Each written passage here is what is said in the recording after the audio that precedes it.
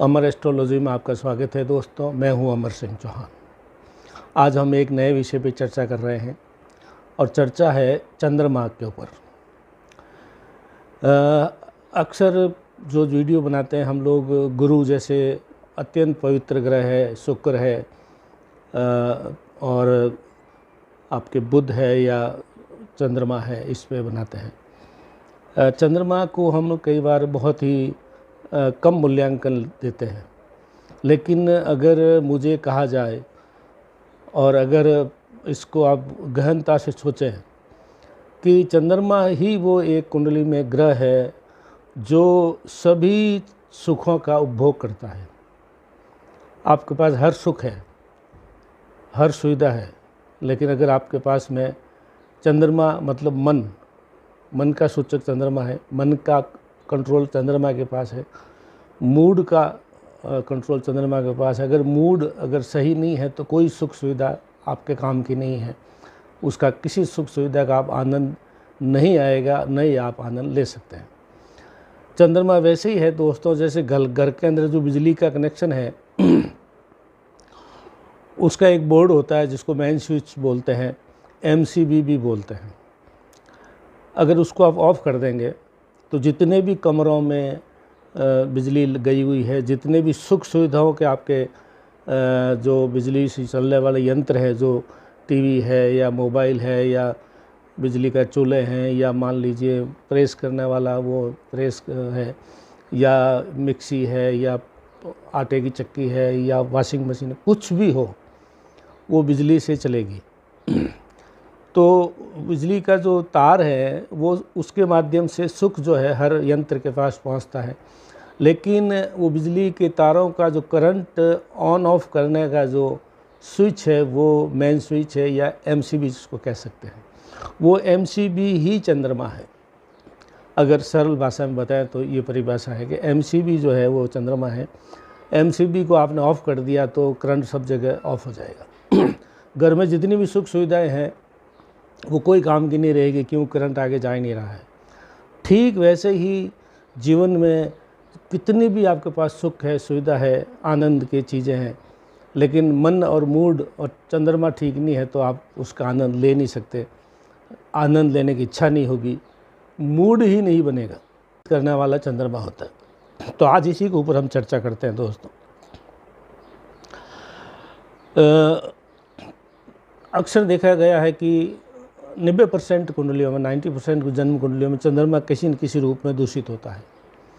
इसलिए कई बार कुंडली में सब कुछ अच्छा दिख रहा है, लेकिन व्यक्ति कहता है कि मुझे जीवन में सब कुछ है लेकिन सुख नहीं है, आनंद नहीं है, भोग नहीं पा रहा हूँ। ये इसी का कारण है। तो हम आज अब चंद्रमा की जो है उपस्थिति लगन से लगा करके 12 भावों में करते हैं कि चंद्रमा अगर आपके लगन में है या आगे वाले भावों की जैसे जैसे हम चर्चा करेंगे वैसे वैसे बताएंगे कि आपको क्या सुख सुविधा मिलेगी या नहीं मिलेगी। अगर चंद्रमा शुभ अवस्था में है यानी उच्च राशि में है यानी वृष राशि में है या खुद की राशि में कर्क राशि में है और पीड़ित नहीं है, नीच राशि में नहीं है, शनि राहु केतु इनसे पीड़ित नहीं है, तो ठीक है। तो जब भी हम यहाँ चर्चा करेंगे तो आप ये देखिए, शुभ चंद्रमा का मतलब यह है कि चंद्रमा खुद की राशि में है या उच्च राशि में है या कहीं से भी पीड़ित नहीं है। और पीड़ित कब माना जाएगा? कैमद्रुम दोष में चंद्रमा के दोनों तरफ ग्रह नहीं होते हैं तो चंद्रमा सबसे ज़्यादा पीड़ित होता है। कैमद्रुम के वीडियो हमने पहले बना रखे हैं। और चंद्रमा नीच राशि यानी वृश्चिक राशि में है तो नीच हो जाता है, कर्षण पक्ष में थोड़ा नीच का हो जाता है और शनि राहु केतु से नीच का उसका प्रभाव पड़ जाता है, तो ये अशुभ मानेंगे। अब हम चलते हैं पहली राशि में, शुरू करते हैं दोस्तों।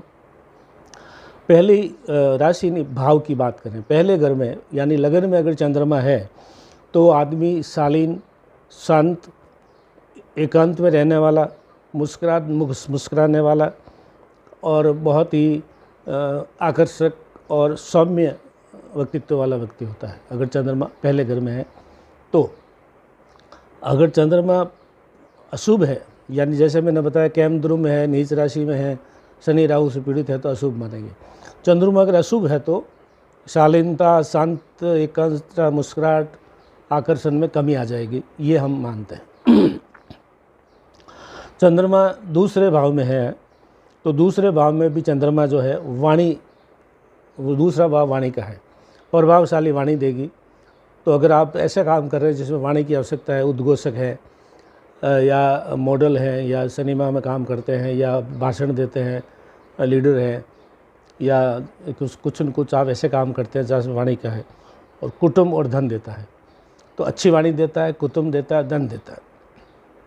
लेकिन अशुभ है तो इन चीज़ों में दोष लग जाएगा, वाणी कमज़ोर हो जाएगी, कुटुंब में कुछ न कुछ मनमुटाव होगा, धन में भी दिक्कत रहेगी।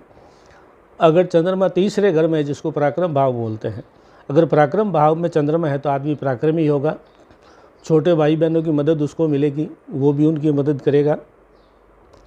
और भाग्य भाव पर दृष्टि है, तीसरे घर की दृष्टि भाग्य भाव होती 9वें भाव में, तो भाग्य भाई जो है चमकेगा।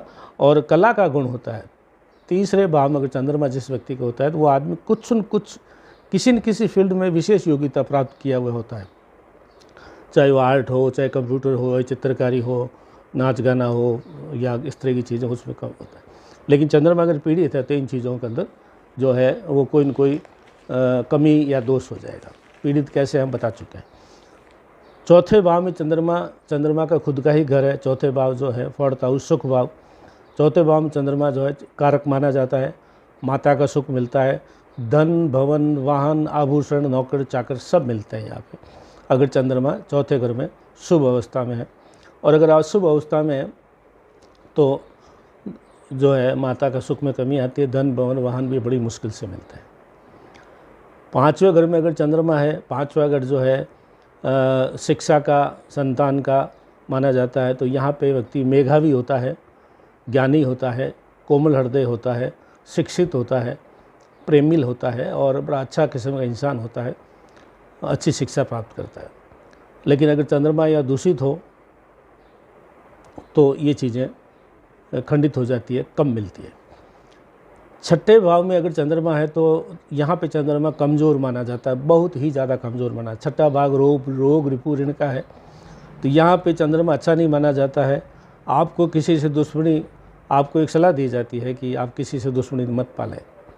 छठे भाव में जिनके चंद्रमा है उनको चाहिए किसी से दुश्मनी नहीं करें, अगर दुश्मनी हो गई है तो जल्दी से उसको ख़त्म करने की कोशिश करें और बीमारी कर्जे से दूर रहें, दुश्मनी झड़ाई झगड़ों से, कोर्ट कचहरी से दूर रहें।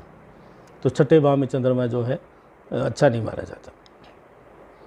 सातवें भाव में चंद्रमा अच्छा जीवन साथी देता। सातवां भाव जैसे कि मालूम है जीवन साथी का विवाह का घर है और अच्छा जीवन साथी देता है, सभ्य बनाता है, सुखी बनाता है, मल्टीपल बिजनेस स्किल देता है, विभिन्न प्रकार के तरीक़ों से व्यापार करके उसे धन कमाने का योग्यता देता है अगर अच्छा किस्म का है। अगर चंद्रमा अशुभ है तो इन चीज़ों में कमी रहती है।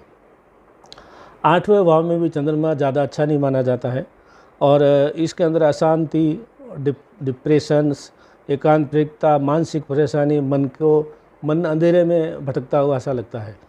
तो अष्टम भाव में चंद्रमा जो है ज़्यादा अच्छा फल नहीं देता है और इसके लिए हमेशा जो है कष्ट में रहता है व्यक्ति। नवें भाव जो भाग्य भाव होता है, भाग्य भाव में चंद्रमा जो है, चंद्रमा यहाँ पे चंद्रमा के लिए बहुत ही अच्छा स्थान है और व्यक्ति धार्मिक, गुरु को आदर देने वाला, पिता की तरफ झुकाव, धार्मिक होता है, आध्यात्मिक होता है और भाग्य उसका बहुत अच्छा चमकता है और जितना पराक्रम करता है उतना भाग्य मिलता है अगर चंद्रमा शुभ अवस्था में है। अगर चंद्रमा अशुभ अवस्था में है तो इन चीज़ों की कमी हो जाती है। 10वें घर में जो कर्म भाव है चंद्रमा है, उसमें भी आदमी मल्टीपल इनकम सोर्स पैदा करता है, उसके पास में एक से ज़्यादा आमदनी के स्रोत होते हैं, सुखी होता है और स्टार्टअप नए नए व्यवसाय खोजने में चालू करता है, प्रसिद्ध होता है, पिता से भी मदद मिलती है अगर 10वें भाव में चंद्रमा शुभ अवस्था में है। अशुभ अवस्था में है तो इन चीज़ों में कमी आती है। 11वें भाव में चंद्रमा जो है मल्टीपल इनकम देता है, वो भी सुख देता है और स्टार्टअप वगैरह और प्रसिद्ध बनाता है और पिता से भी मदद मिलती है उसको अगर 11वें भाव में चंद्रमा है तो। 12वें भाव में चंद्रमा फिर अशुभ फल देता है। मल्टीपल इनकम वगैरह ये चीज़ें कुछ भी नहीं मिलती। चंद्रमा ये अच्छा नहीं माना जाता है, खुद की गलत निर्णयों से गलत काम करता है और किसी से भरोसा करके नुकसान उठाता है। तो इस तरह से जो है ये चंद्रमा जो है नुकसानदायक होता है। 6, 8, 12 में चंद्रमा अच्छा नहीं माना जाता है। 6, 8, 12 को छोड़ करके बाकी भावों में जिन भावों का जो कारक है, जिन भावों से जो चीज़ें मिलती है वो दिलवाता है। अगर शुभ है तो, अशुभ है तो इन चीज़ों में कमी पैदा करता है। अशुभ कैसे होता है? केंद्रुम दोष में हो, नीच राशि में हो, शनि राहु केतु मंगल से दृष्ट हो तो अशुभ होता है। तो वो उसका आप देख लीजिए। अब उपाय इसका ये है कि अगर चंद्रमा ठीक नहीं है तो एक गारंटीड उपाय बताता हूँ जो आप लिखवा के ले सकते हैं मेरे से। जिसने भी उपाय किया हमारे कहने से उनको बहुत लाभ तुरंत मिलना शुरू हो गया। इसका सरल सा उपाय है शिव सहस्त्र नाम। जैसे विष्णु सहस्त्र नाम की हमने पहले चर्चा की है।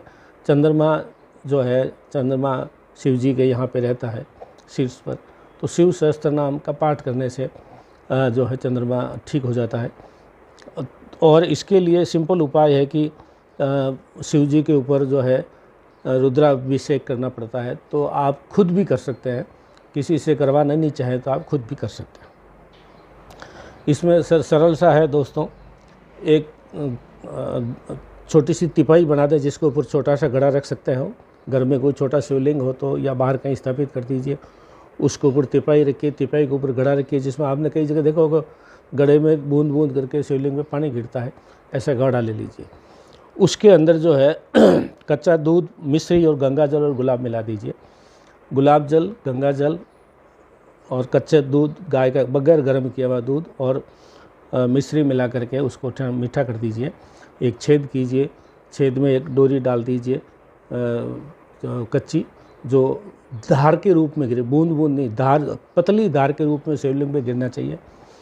और उसके ऊपर कपड़ा बांध दीजिए और एक मौली जो होती है, ऐसी जो मौली है, इसको उस घड़े पे लपेट के एक हिस्सा घड़े में रख दीजिए, दूसरा हिस्सा उस मौली का आप अपने हाथ में रख दीजिए। जैसे ऐसा लगता है कि आपको किसी की मदद की आवश्यकता नहीं पड़ेगी। इसलिए पंडित, वैसे पंडित को बुलाते हैं, पंडित जी मंत्र पढ़ते हैं, अपन शिवलिंग जो श्रृंगी होती है सिंह, उससे ऐसे करके वो रुद्राभिषेक करते हैं। लेकिन आप ये खुद कर सकते हैं। और शिव सहस्त्र नाम जो है पाठ करना है और उससे शिवलिंग पे धीरे धीरे उससे जल गिरता रहेगा धार के रूप में। और जो डोरा बांध के जो मौली आपने हाथ में ले रखी है, इसका मतलब ये है कि आप जो है रुद्राभिषेक भी कर रहे हैं। ये सरल सा उपचार है दोस्तों। और चंद्रमा, असली बात यह है कि चंद्रमा बेचैनी देता है अगर ठीक नहीं है तो, और ठीक है तो छोटी छोटी चीज़ों का आनंद देता है। अतः चंद्रमा को संभालिए। और आज बहुत सरल और सूक्ष्म शब्दों में हमने चंद्रमा के रूप में बात की है। अमर एस्ट्रोलॉजी में आज इतना ही दोस्तों।